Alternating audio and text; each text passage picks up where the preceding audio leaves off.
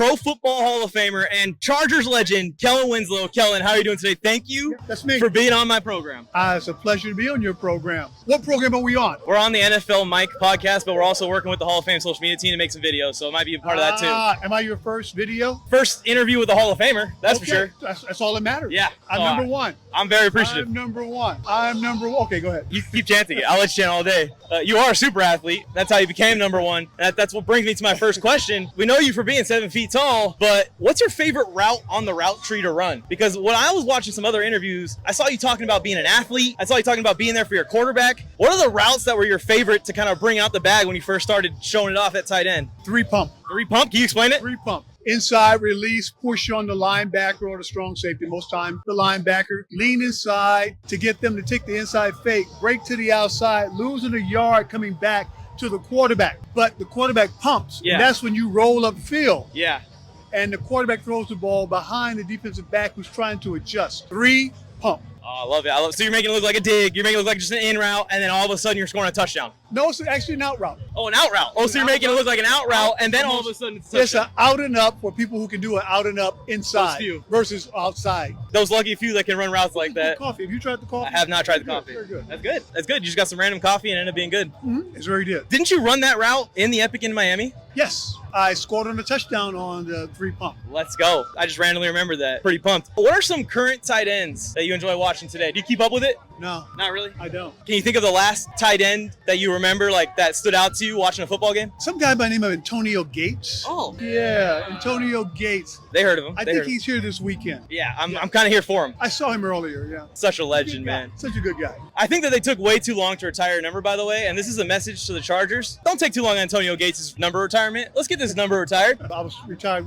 30? How long did it take? 35 years? 30? Something like that. That's ridiculous. 30, well, They got to. They got to. It was cool that you and Joyner got to do it together, though. That was very special. Yes. And I want to thank Dan Fouts for all the work he did in making that happen. And I want to thank the Chargers for doing it. Yes. They didn't have to. They didn't have to do in that. SoFi, right? Yes. That's like a special experience, too. You got into the upgraded stadium, so it's like kind of like what you started. Upgraded. Well, not upgraded. What? Newer. I mean, come newer. on. I love Qualcomm. I love Jack Murphy. I've been a few There's times. no place better than the Qualcomm. Yeah. You're right. Don't say Chargers upgraded. fans will be mad at me. Don't disrespect her. The Super Stadium, the new stadium, you got to see you built it at the floor level, and boom, here we are, Chargers. There's nothing like playing on that baseball field.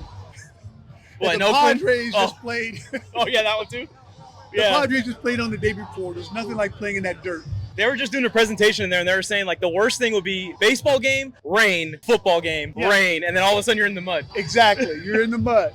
You're sitting there struggling. The Chargers' new head coach, Jim Harbaugh, is he's always been doing this his whole life. I've known this as a football fan. All football fans know that. But he's going viral like crazy from being a motivational speaker. Motivational quotes. He says just random things like it's not just today, it's today. He just said the same thing twice, but is there anything that Eric Coryell said, anything that Dan Fouts said, is there anything that's similar? It's like, this was something that people haven't heard about, that you remember, a famous quote, a moment, a story that was like, this guy motivated the crap out of me with just the simplest thing. Coach Coryell on the sideline of a football game that we were just having a little trouble getting started, get our offense in gear. Coach Coryell came into the huddle and said, just throw it to Kellen. That was motivation enough.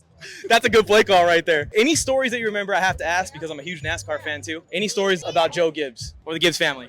Oh, Joe. Wow. A lot. We'd be here all day. All day? All day. You got any really funny ones or really good ones? Well, Joe was just a consummate professional. He always has a serious tone about himself and was always, this is football. We're going to do certain things. We're going to get this done. When you went to work, you went to work. Yeah. And Joe was meticulous. He was detail-oriented.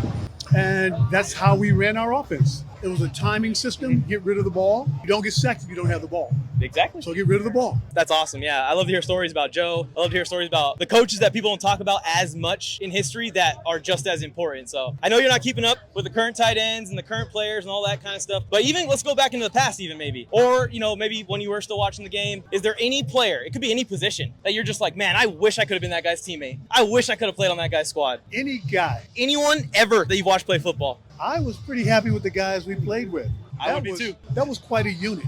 Yeah. For me to come into the league in 1979, I know most of you weren't even born around that time. My dad was too. Hey, but your dad was too. Okay, I'm gonna throw this coffee on you. Oh, sorry.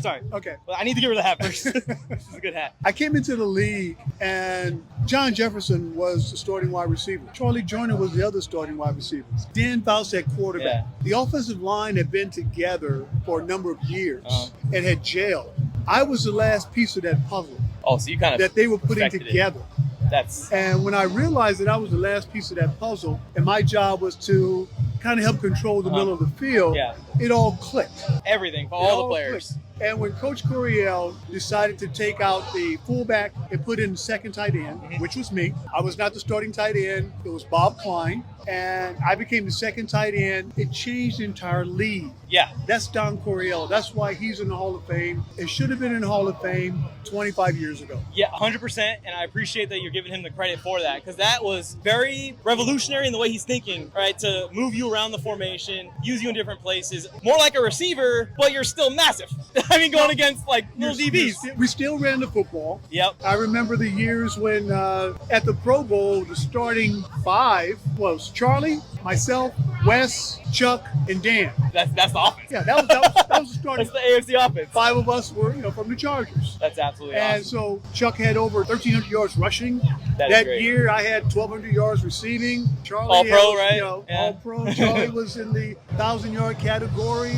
It was awesome to be a part of that. I just watched the highlights, and I'm just like, I wish I was a part of this. I look in the crowd and see the fans actually in the new gear. When you look back at those games, you see a lot of the fans in the gear that they've just released out. Okay. Like the yellows especially. Those yellows, all yellow shirts. I never played in the yellow. But the fans themselves, the fans in the crowd. Oh, the yellow, the Charger Power they never really had those like yellow Charger Power Okay. shirts and that kind of stuff. Those are pretty cool. Yeah. I wish I still had one. Oh yeah, well, maybe we can order one now because they're bringing it back out. But speaking of you being kind of the final piece of the offense, I know that you were a big chess player before football. And I'm not a big chess player. I don't really know anything about chess, but I do know that it's a very analytical game, a strategic game. You're thinking multiple moves ahead. How did that help you as a wide receiver? How did that help you in the NFL when you made that transition to become a football player? And what did it mean to kind of connect something that no one would connect to football? When I was a sophomore in college and I realized that as playing tight end, I was the knight on the chessboard. When I realized that football clicked for me. I played 1 year of high school football. Even when I was a sophomore starting against,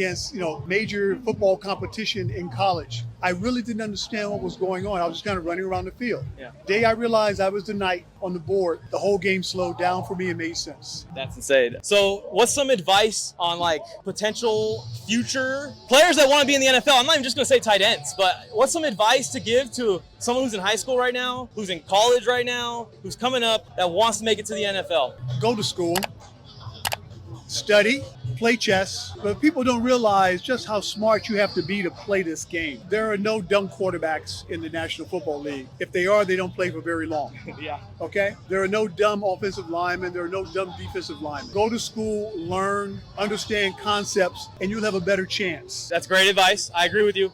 Get good grades too while you're at school. Good grades, yes. My dad, he told me to ask this question. I have to ask this question. He's a high school football coach. Okay. And he wants to know if there's any high school football coaches that changed your life. There's only one. Well, actually, it's two. Coach Cornelius Perry and Coach Jimmy Lewis. Okay, shout out to those. Came to my geometry class as a junior and convinced me to come off of football senior year. I didn't play football until I was a senior in high school. They came to my geometry class, asked Miss Pescar if they could speak to me, and they told me I belonged on the football field. Yeah, they probably saw you were you on the basketball court? Nope. Oh, you weren't even playing? I was working at United Parcel Service after school, my sophomore and junior year. I took a leave of absence from UPS to go play high school football and change my entire life. Thank you, Coach Perry. Thank you, Coach Lewis. That is beautiful. That's exactly what I think my dad wanted too, because he's always having kids tell him stuff like that, or come back later and tell him dude, just playing football completely changed me as a person. Yes. Last question. In your opinion, you can say any advice or anything you want to say. What does it take to be great? Consistency. Just one word? Yep, that's it. I agree with that. Consistency. Appreciate you, Kellen. Thank you again. Thank you. It's been such a good time. It's an honor to meet you. And she can do much better. Probably. Just when I thought you couldn't beat interviewing all those Hall of Famers, I got to meet the entire Chargers team. They got to walk by, and I basically was able to fist bump them just hours before the game. I fist bumped the 2025 Chargers into the 2025 season. Talk about a sign that a great season is incoming. Also, got to see up close and personal some of my childhood heroes, LaDainian Tomlinson, Antonio Gates, a whole row of Hall of Famers. It was legendary.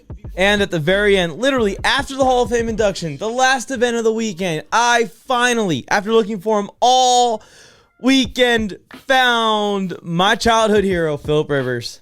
Got to meet him, got to get a picture, and then literally went to my hotel, got a little bit of rest, got on the plane, came back to LA right here, the NFLMike studio. And we're getting back on the grind, y'all. I appreciate everyone for supporting me and getting me to this point. This was an iconic weekend in my life. I will never forget football's greatest weekend. Thanks to all of you. Thanks to the Pro Football Hall of Fame for inviting me. Thank you to John specifically if you're watching this. You are a legend, man. And I owe you one, so go ahead and give me a call and cash in whenever you want. What's going to happen the rest of this 2025 season? We're getting back to our originally scheduled programming. I guess sooner rather than later, the ball definitely won't lie. Bill Flames, I went Mike on the mic. With something brand new, one time for your mind. He gave you fair warning. Now it's time to smack him in the mouth with that raw sports talk from the town. Sweet chin music to your favorite sportscaster.